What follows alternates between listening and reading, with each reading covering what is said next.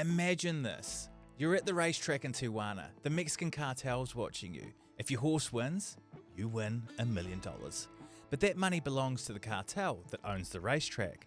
So even if you get your money, you have to get back across the border without being shot. On the podcast today, I'm joined by Mark Poole, the author of The Greatest Gambling Story Ever Told. This isn't your average tale of high stakes and lucky breaks. It's a wild ride through the 1988 Kentucky Derby with international drug lords, FBI agents, and one very fast filly called Winning Colours. If you like true stories that sound too insane to be true, then you're in for a treat. And 20% Tim comes up to me and he says, well, Miami, you're an idiot. You think you're going to get paid by the cartel guys who own the racetrack? And like, whoa. What are you talking about? Cartel guys. He says, yeah, that racetrack is owned by members of the Felix Arellano drug cartel. Even if they paid you, you think they're going to let you walk out of this Tijuana racetrack with $1,250,000 in cash? They're gonna rob you in the parking lot, or they're gonna set up some banditos right outside the track. You're never gonna live to collect that money. And then it gets worse. We find out that because this journalist is writing negative articles about the owner of the racetrack, a month before the race, a bunch of cartel members go to his office, his newspaper office. They bring out machine guns and they machine gun the office in broad daylight, trying to kill the journalist. And I remember Dino telling me, Jesus Christ, this journalist just writes a negative article about the racetrack owner. What the hell are they going to do to guys who come in and try to take $1 million from them? You're dead. Exactly. And now everybody's going, you don't go, forget it, you're out of it. And we're going, so we start like, well, what could we do? Or maybe we could maybe we could hire an armored truck to go down and get the money. And we find out, yeah, we can hire an armored truck.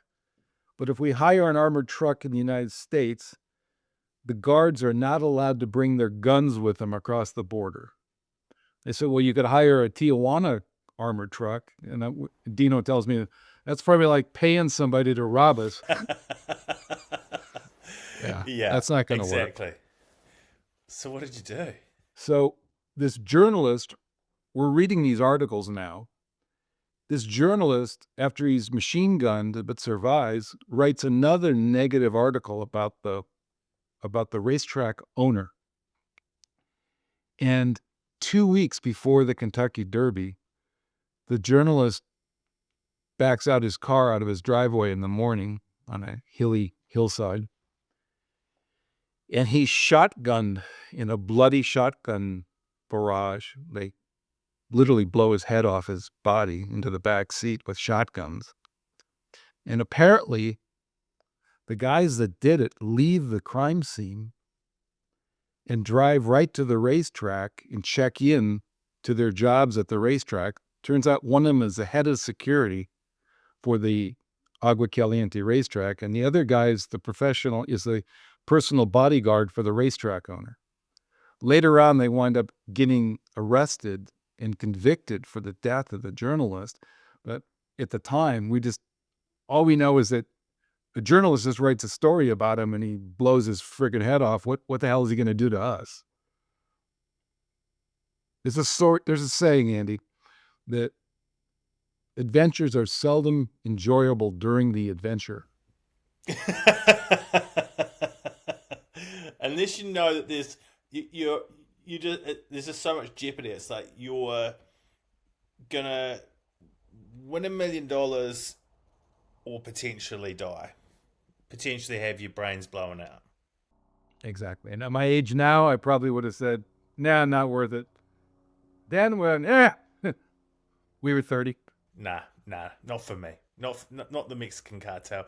I mean, just after someone's been murdered, and you're right, the head of security is the guy that's going to be responsible for handing over the cash or not handing over the cash.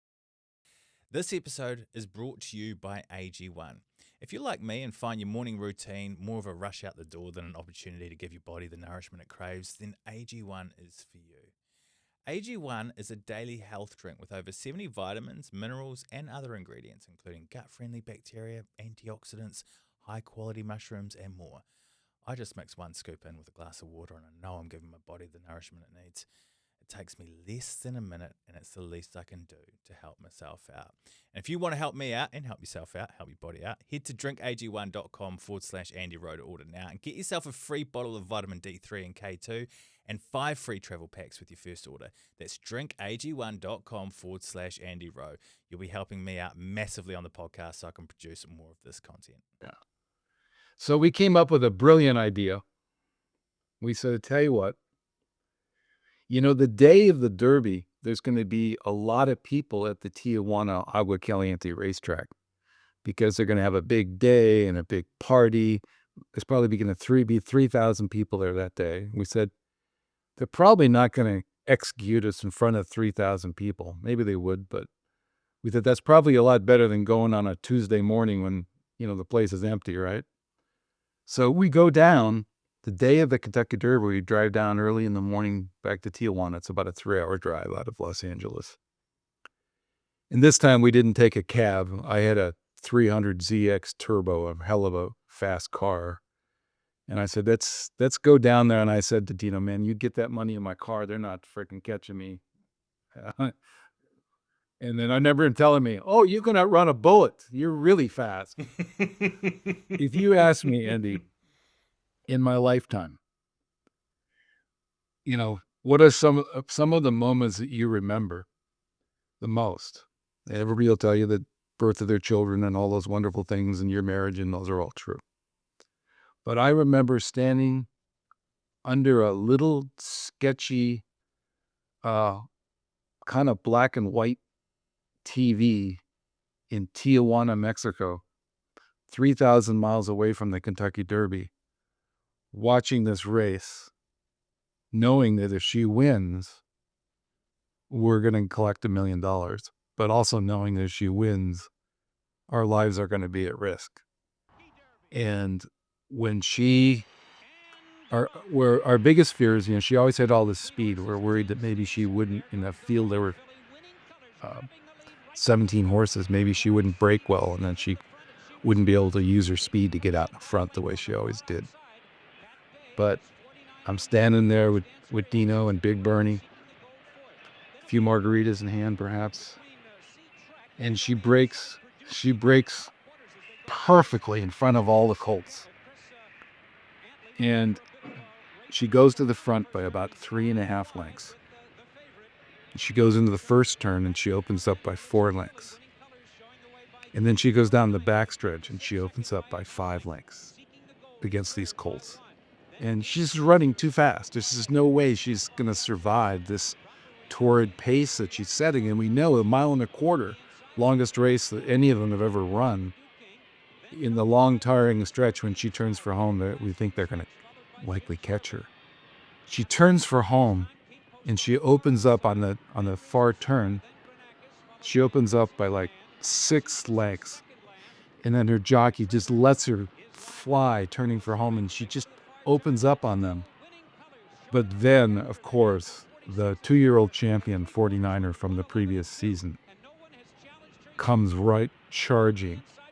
And as the wire is coming near, we're screaming and yelling, but we can tell that this colt, this champion colt, is gonna pass her. He's just coming like a freight train. So I think he tried to intimidate the filly. Like with 300 yards, she's in front by 3. With 200 yards, she's in front by 2. With 50 yards, she's in front by 1/2 length. He's coming, but I believe to this day that I don't know if she sees him, but she feels him on her hip, on her flank. And at the last second, she just stretches her body out and she wins by a head. And I gotta tell you, to this day, when I tell the story, I get emotional just thinking about it. If you want to hear the full story behind the greatest gambling story ever told, Go and search The Andy Rowe Show wherever you get your podcasts. It's an epic story. I promise you, you won't regret it.